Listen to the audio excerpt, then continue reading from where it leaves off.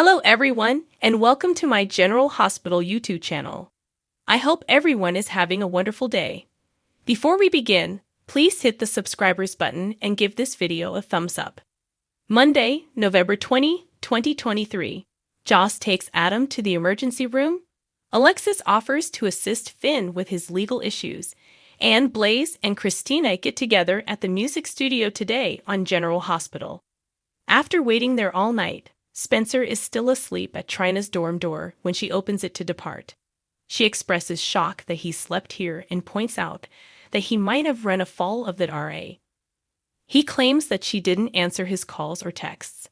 Maybe she didn't want to talk to him, she adds, and he ought to have honored her desires. He claims she didn't read the cards he sent. He apologizes and admits he was mistaken, adding that they all stated the same thing. She queries what he was mistaken about. Spencer acknowledges that giving her an ultimatum was incorrect. According to Trina, he did, and there's no going back now. She must understand his priorities, whether they are with her, Ace, or Esme. He reassures her that Esme is unimportant to him. She observes that the fact he became anxious when she moved out indicates that their priorities in their relationship are different. Trina cannot be around Esme or watch from the sidelines as he spends time with her. What does Spencer desire when she claims that Ace and Esme are a bundle deal? Trina claims that he has never asked her for her opinion, and she has made the decision to leave this unhealthy relationship. She informs him that he must go it alone if he wishes to be with Ace and Esme. Spencer understands that he is Ace's brother, not his father, and that he must let go. He understands that controlling Esme and Ace is not his place, and she is correct. He claims that they will move into their new home, which is most likely in everyone's best interests. Trina can't help but wonder if he believes what he's saying or if he's simply saying it. He promises to make her his first priority, and that he is working toward his goal. Even though it might take some time, he's hoping he'll find a place in her life. Joss takes Adam to GA and informs Liz that her friend should visit a doctor because she noticed him sweating and feeling queasy this morning. Adam exclaims, "No," in a panic. Adam claims he's all right.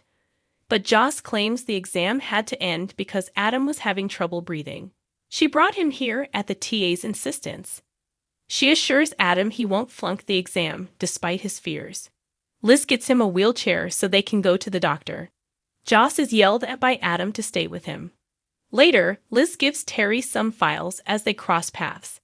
She inquires about the case, but Terry is not allowed to discuss it and must go strictly by the regulations. Despite Finn being her friend, she cannot be perceived as being partial in this situation since appearances count. Later on, Liz informs Joss that Adam is Oak and that his attack was a panic attack. She assures Joss she did a good job getting him here, and that she will be a fantastic doctor in the future. When Joss enters the exam room to see Adam, he apologizes for snapping at her. She claims things aren't that fantastic as he claims. He responds that he simply took too much of his perception to aid in his studies when she claims he was obviously out of it. She notices that he's picking up speed, but she doesn't know why he's torturing himself. He needs to switch to a different major if pre-med is too much pressure for him. He claims that since he was a young child, he has just wanted this, his goal. Is it his parents or his dream, she queries. Adam is told by Joss to try to give himself a rest, and that they will take the makeup exam when they get back to the dorms. He promises to try. He gives her his sincere gratitude. Joss enters her room to discover Trina and Spencer sharing a kiss. She is relieved that things worked out this morning and assumes they made up. Joss informs them about Adam's panic attack, which caused their tests to be interrupted. She acknowledges that she worries a lot about Adam. Finn needs assistance hiring a lawyer to salvage his job, so he visits Alexis at her office. He describes the specifics of the malpractice complaint that was filed against him, which involved a patient who had tapeworms, only to learn later that the patient had stage 4 cancer. Alexis tells him to avoid the GA to lawyers because they will put him under the bus because their only objective is to defend the hospital. Finn claims that Terry and Portia are his friends, But Alexis counters that the lawyers are just interested in winning, even if Finn ends up as collateral damage. She asks him to consider how this will be handled by the opposition. She replies, "What does he think the jury will believe? This family is grieving. They lost a member in the prime of his life." Finn reveals, hopefully, the truth that he was unrelated to the man's demise. She adds that they might think he was overworked and failed to notice the diagnosis, and that the mention of cancer will upset at least one juror. She warns him that if he doesn't choose the correct lawyer, his career would end. Normally, Alexis would suggest Diane, but she is quite busy. She advises him to utilize Tracy and her attorneys, but he clarifies that she is now in Amsterdam attending to Luke's business matters. Finn claims that Liz suggested Scott, but Alexis claims that Scott isn't the best choice in this situation. She makes the decision to ask Diane. Diane accepts to take the case when she phones her. Liz notices that Finn seems happier as he returns to the hospital. "Has the lawsuit been dropped?" she queries. Although he claims it hasn't, Alexis introduced him to Diane Miller. For Liz, Diane is the finest. As Blaze and Brooke Lynn enter the recording studio, Blaze is thrilled about the chance to collaborate with and record a song for a well-known producer. Brooke Lynn inquires as to if she wants her assistance. Blaze announces that Kristina's support has just arrived as she enters. Kristina finds the studio exhilarating as Blaze records, while Brooke Lynn has missed the studio's vitality. When Blaze takes a break, she expresses gratitude to Kristina for helping her to ignore the butterflies in her tummy. Kristina says this song might be a smash, but she's worried it might bomb. Even if the song becomes popular, Blaze claims that the money is in the touring because the market is so crowded right now. What could be more satisfying than performing for a full house? Asks Kristina. Blaze observes that traveling alone is, well, lonely. Having supporters sing your name, in Kristina's opinion, can never be lonely. She desires her name would be chanted by Charlie's customers. Blaze chuckles. Brooke Lynn approaches to inquire about the situation. Blaze claims that Kristina was only trying to lift her spirits while they conversed about loneliness. Blaze believes Kristina has some knowledge about loneliness, and Brooke Lynn observes their relationship. Brooke Lynn tells Kristina she feels good about this song while Blaze resumes recording.